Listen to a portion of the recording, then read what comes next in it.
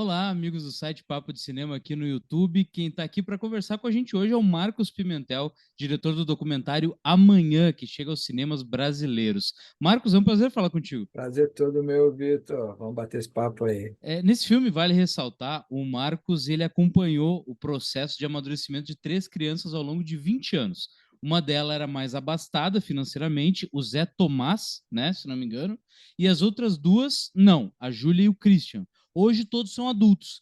Marcos, na época, o que te motivou a realizar essas imagens?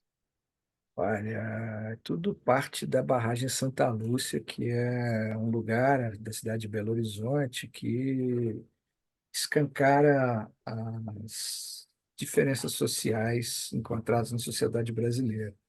É uma área de convivência criada para solucionar um problema de alagamento que acontecia porque um córrego enchia demais ali, ele está embaixo de uma avenida, e aí eles construíram uma área de convivência, que tem um lago, uma pista de caminhada, um parquinho, uns campos de futebol, alguns bares, e as pessoas vão para ali para brincar, para se divertir, para fazer exercício, para levar os filhos para brincar.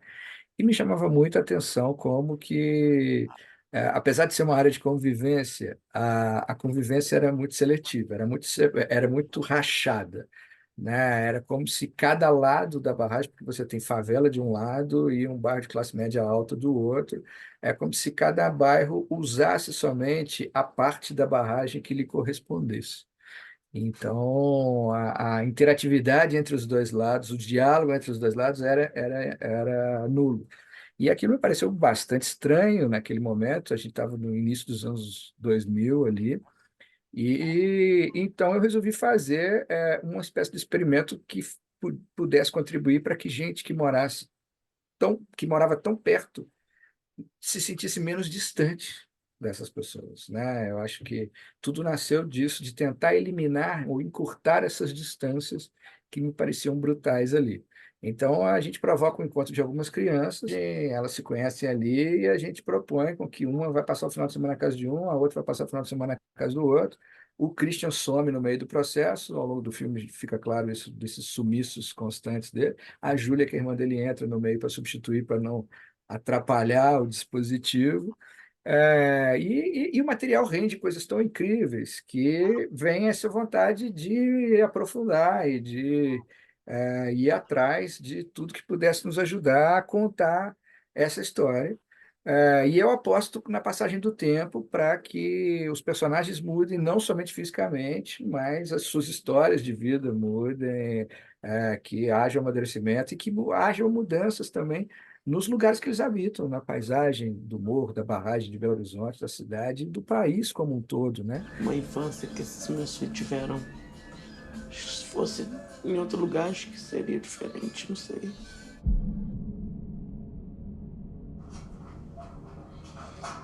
Saudade que eu tenho dessa casa.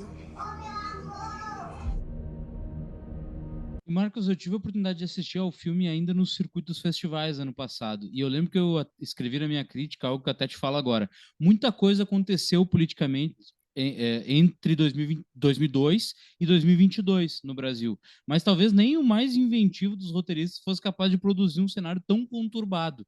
E como foi para ti lidando com essas inconstâncias do processo e encaixando isso num filme? Porque é muito engraçado, porque assistindo ao filme, tu conseguiu um recorte que eu até te pergunto se foi pensado previamente ou foi uma coincidência. Porque tu começou em 2002. Em 2002 houve uma ascensão, que é inegável, da classe trabalhadora, né?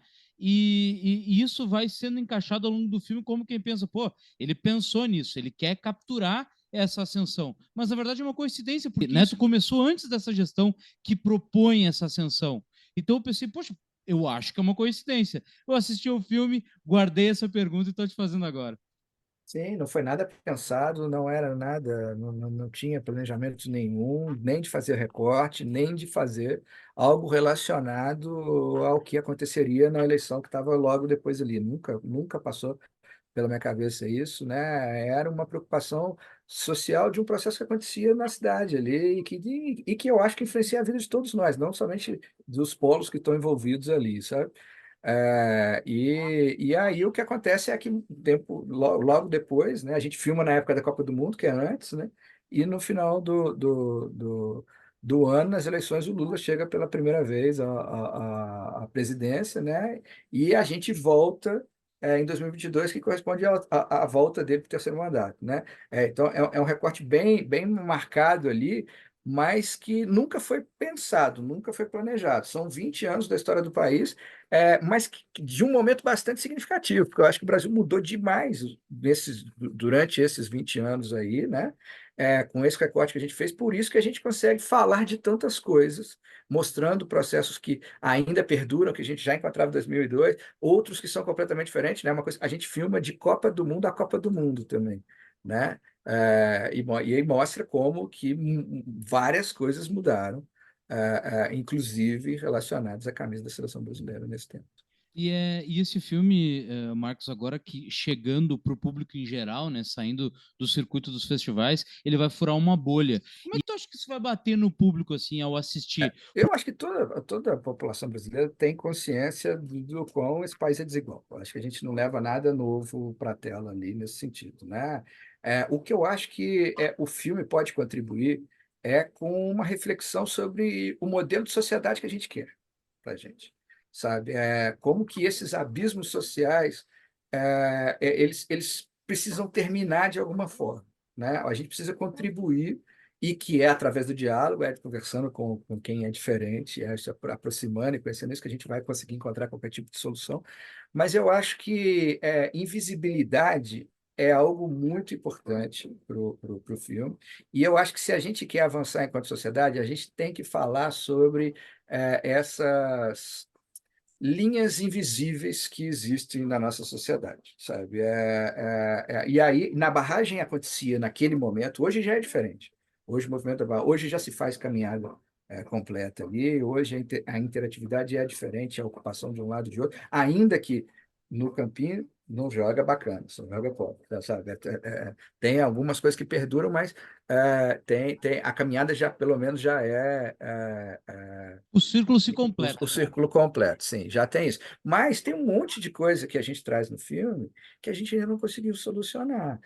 Shopping Center, por exemplo, como tem um episódio de 2002 ali, falando o que aconteceu com segurança, com a Júlia ali e tal, né? Shopping Center é uma situação que até hoje a gente não resolveu. É um lugar que está desenhado para expulsar a pobreza. Então, eu espero que o filme possa ser recebido com algo que convida para a reflexão do modelo de sociedade que a gente quer para a gente, o modelo de cidade que a gente quer para a gente, porque o que a gente produziu até hoje me parece que não é legal. Sonho que a gente construiu mais de décadas, com um dia, eles jogou no chão. Porque se eu tivesse escutado minha mãe, estuda, minha história poderia ser diferente. Amanhã vocês vão vir? Vai!